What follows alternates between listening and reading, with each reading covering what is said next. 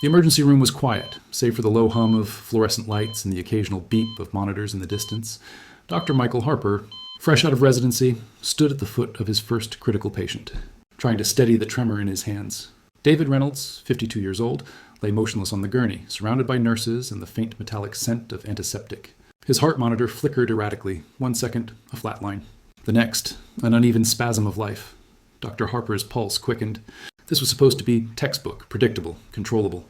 And yet nothing in the textbooks had prepared him for this. A nurse pressed the defibrillator paddles, her face pale under the harsh hospital lights. "Stand clear," she warned, her voice steady but tense. The paddles made contact, a surge of electricity pulsing through David's chest. And then, nothing. The flatline remained stubbornly stubborn. Dr. Harper felt a cold wave of dread seep into his bones. He stepped closer, squinting at the monitor, heart pounding. The silence stretched, and then, as if some invisible hand had intervened, the lines on the screen began to rise. A heartbeat, strong, steady. No intervention had triggered it. No shock, no medicine, nothing except the faint stirrings of life itself. Dr. Harper's mouth went dry. He glanced at the nurses. They were frozen, eyes wide, hands hovering over equipment. They whispered to one another, uncertain, questioning, perhaps afraid to speak the words aloud. It started on its own. Time seemed to warp. Each second was drawn out, elongated, as though the universe itself held its breath. The soft beep of David's heart became a rhythm that reverberated in Dr. Harper's chest. Relief washed over him, but it was quickly replaced by a gnawing unease. How could this be? How could a human heart, so vulnerable, so precise, so fragile, restart itself without explanation? The room felt unreal, surreal, like a stage set for a story neither science nor logic could fully account for. Dr. Harper's hands shook as he adjusted the oxygen mask, checked IV lines, and confirmed vital signs. Every procedure, every measured gesture felt inadequate in the face of what had just occurred. He could feel the weight of the unknown pressing down, heavy and unyielding. The pulse, David's pulse, was no longer just a medical sign. It was a mystery, a phenomenon, a quiet defiance of everything he had been taught about life and death. Outside, the world carried on, unaware of the fragile miracle inside this fluorescent-lit room. David's wife, waiting in the corridor, gripped the railing. Unaware that her husband had passed a threshold neither she nor any human could fully understand. Dr. Harper stepped back, swallowed hard, and whispered under his breath, almost as if confessing to himself, "This isn't possible. And yet, it's real."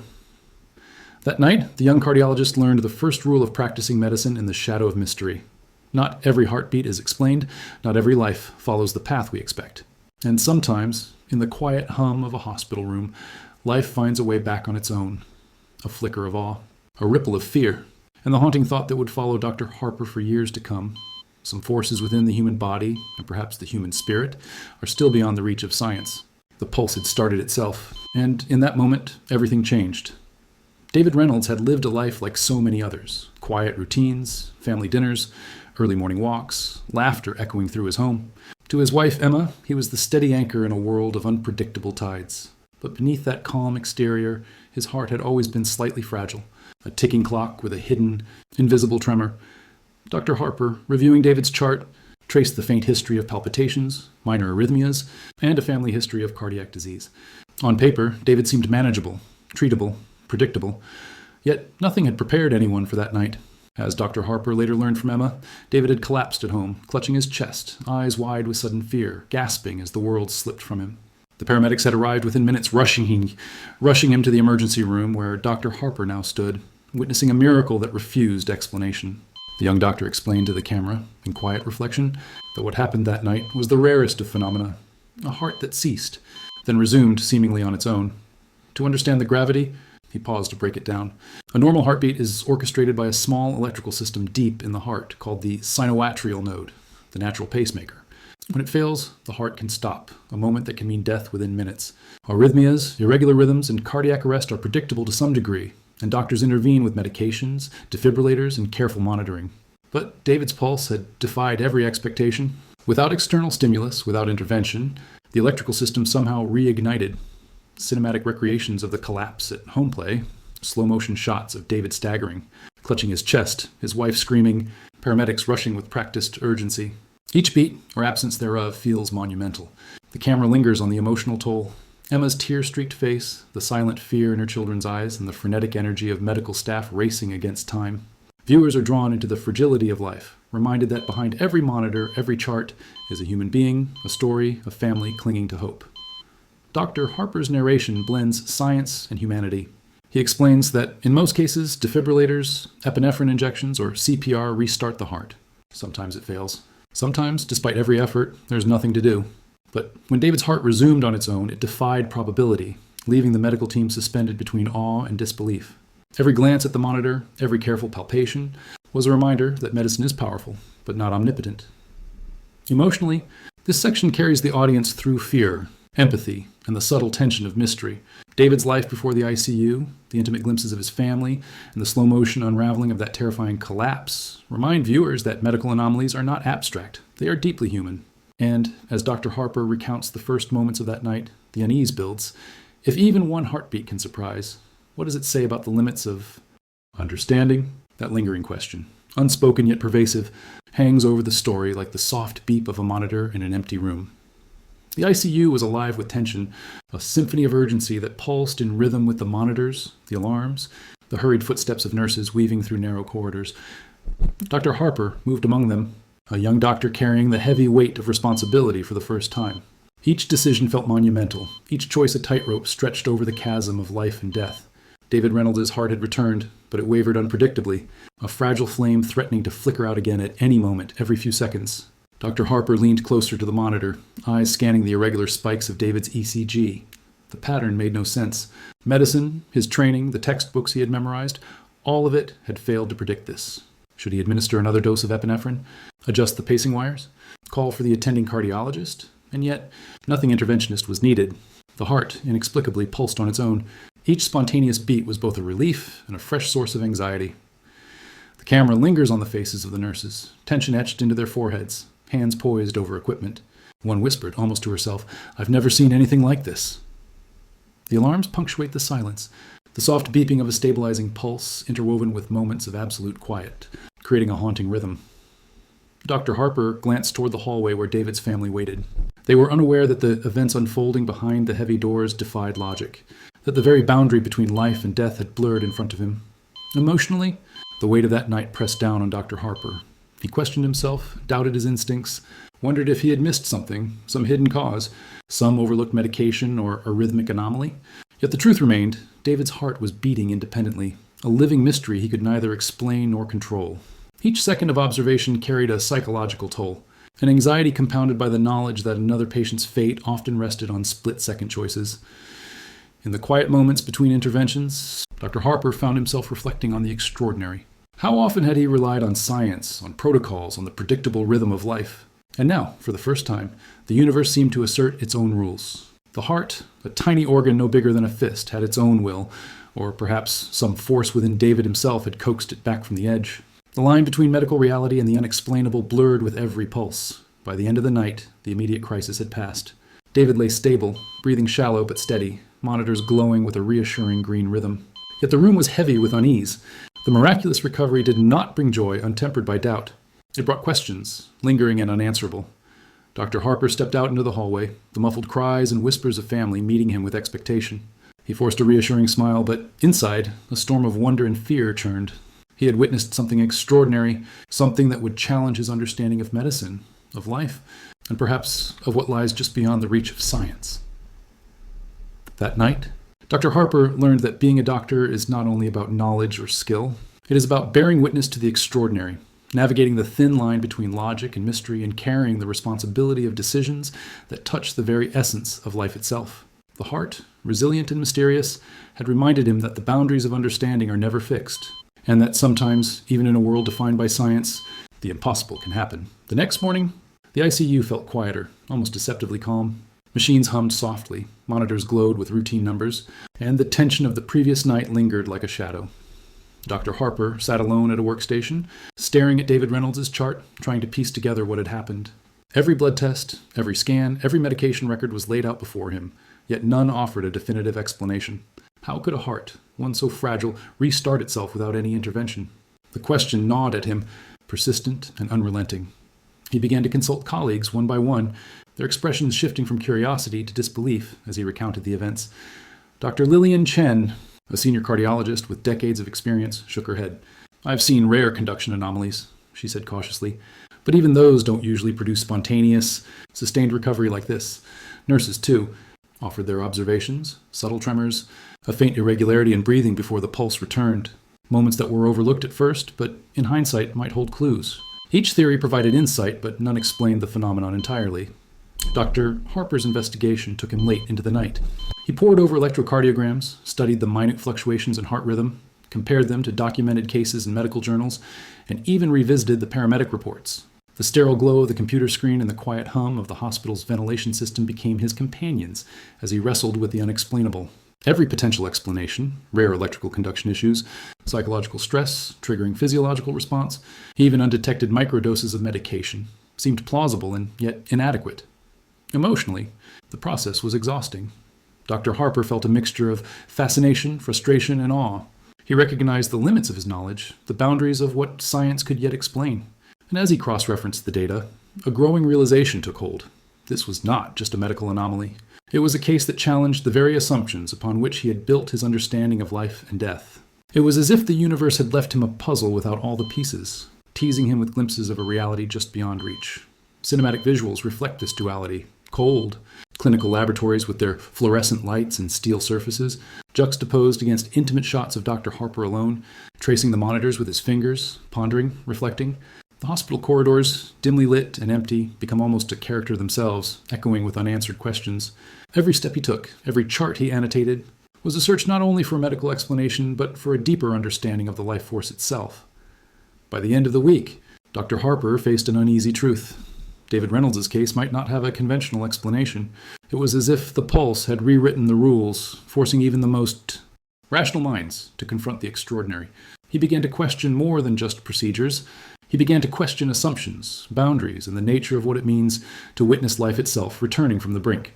In the quiet of the investigation, the heart that had once started itself became a symbol of mystery, of resilience, and of the vast unknown that lies at the edges of medicine. As the days passed, Dr. Harper found that David Reynolds' case lingered in ways that defied logic. It was no longer just a medical anomaly. It had become a haunting presence in the young doctor's mind, a reminder that the world often resists full explanation. He began to reflect on stories he had read during his training, near-death experiences, patients who claimed glimpses of light, voices, or peace in moments when medicine had nothing left to offer. Until that night, he had regarded them as anecdotal, almost poetic embellishments. Now, in the quiet spaces of the ICU, they felt disturbingly plausible. David, though weak and still recovering, whispered fragmented memories of that night. He spoke of a light, of floating, of feeling both removed and intensely aware at the same time. His words were hesitant, almost childlike, as though he feared disbelief or ridicule. Emma, his wife, recounted dreams she had had weeks before the collapse. Vivid, unnerving visions in which David was suspended in a radiant glow reaching toward life. These stories, layered with the undeniable reality of his pulse resuming spontaneously, created a tension between science and something beyond it, a liminal space where logic struggled to hold sway. Dr. Harper's narration carries a measured awe, never sensationalizing, but acknowledging the weight of human experience. He interviews nurses who had witnessed the event firsthand, their faces marked by a mixture of fear, wonder, and professional respect. One nurse described the moment she realized David's heartbeat had returned.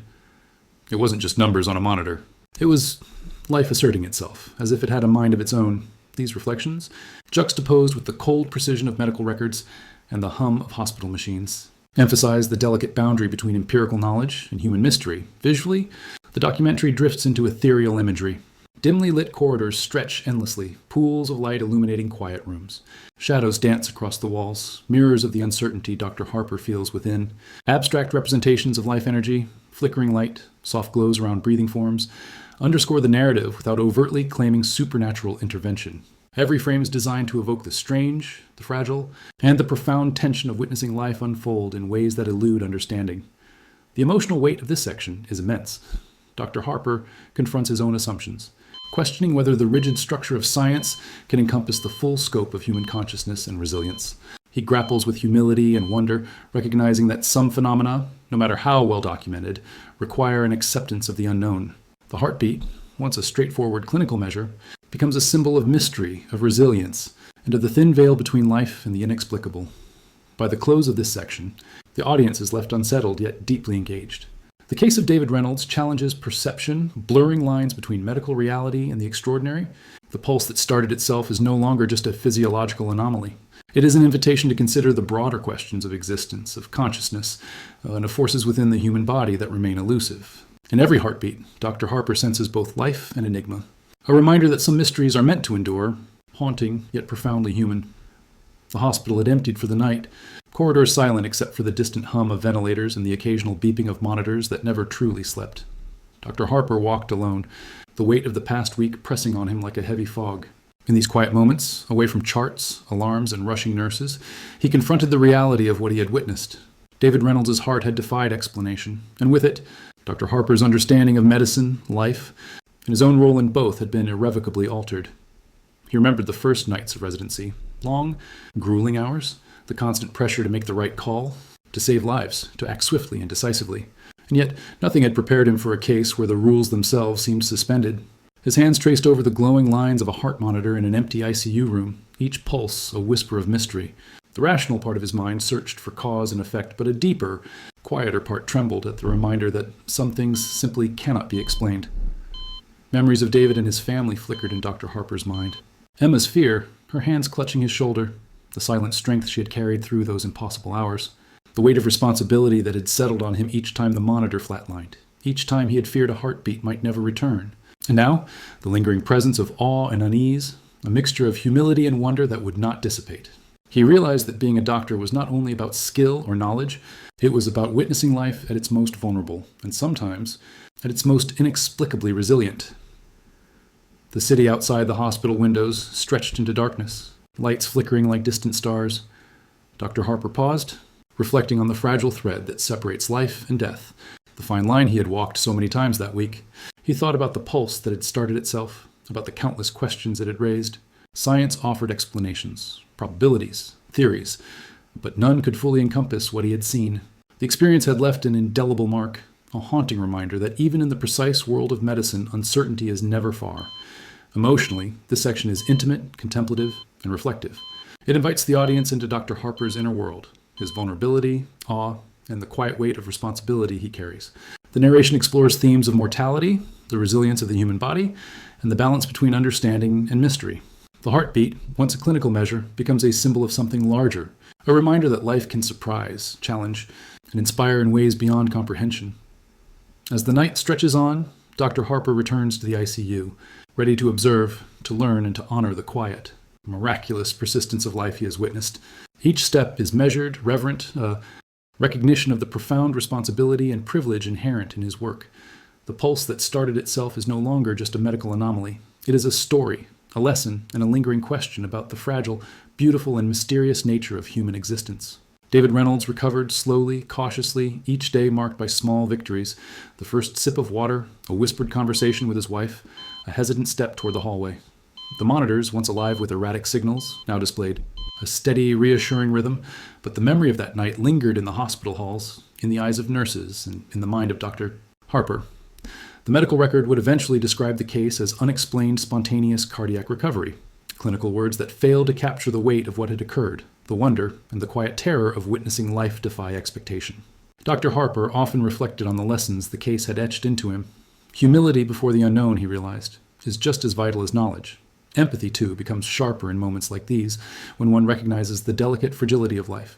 And perhaps most profoundly, he understood that medicine, despite its precision and authority, is not omnipotent. Some phenomena, some miracles, exist beyond the reach of formulas, protocols, and human control. David's pulse had reminded him of this truth, in a way no lecture or textbook ever could. In quiet moments, Dr. Harper returned to the room where it all began. Sunlight filtered softly through blinds, casting gentle patterns on the now empty bed, the ventilators and monitors silent but for the occasional hum. He thought about the family, the nurses, the paramedics, who had all borne witness to something extraordinary. The pulse that had started itself was no longer just a medical anomaly. It had become a story, a legacy, a haunting question that would accompany him through every case, every shift, every life he encountered thereafter. David's family eventually reunited, the emotional weight of fear giving way to gratitude, relief, and awe. The camera lingers on tender moments, Emma holding her husband's hand, their children leaning against him, laughter trembling through cautious smiles. Life, fragile and resilient, had been reclaimed. And yet, the story did not end in closure. Alone, it left a lingering sense of wonder, a recognition that the boundaries of understanding are porous, that the human body and spirit hold mysteries we may never fully decipher. Dr. Harper began sharing the case with interns and colleagues, not as a tale of impossible medicine, but as a lesson in humility and vigilance, in the profound responsibility of witnessing life at its most precarious. He encouraged reflection, observation, and an openness to the unexplained, reminding those he trained that medicine is not only a science, but an encounter with mystery. Even the most seasoned professionals, he said, must sometimes bow to the unknown, and in that space, the pulse of life reveals its deepest secrets. As the documentary draws to a close, the audience is left with lingering questions. How much do we truly understand about the human body, about consciousness, about the forces that animate life? And what does it mean when life, against all expectation, asserts itself, quiet and persistent, in the midst of uncertainty? The story of David. Reynolds and the young cardiologist who bore witness reminds us that even in a world governed by science, moments of profound mystery endure, haunting, awe-inspiring, and utterly human. The pulse that started itself was more than a heartbeat. It was a reminder. Life is unpredictable, resilient, and sometimes beyond comprehension. And in that quiet, lingering truth, the story finds its resonance, an echo of awe and wonder that remains long after the monitors go silent and the hospital empties, leaving viewers with a question that will not fade. What else lies just beyond our understanding, quietly pulsing, waiting to be witnessed?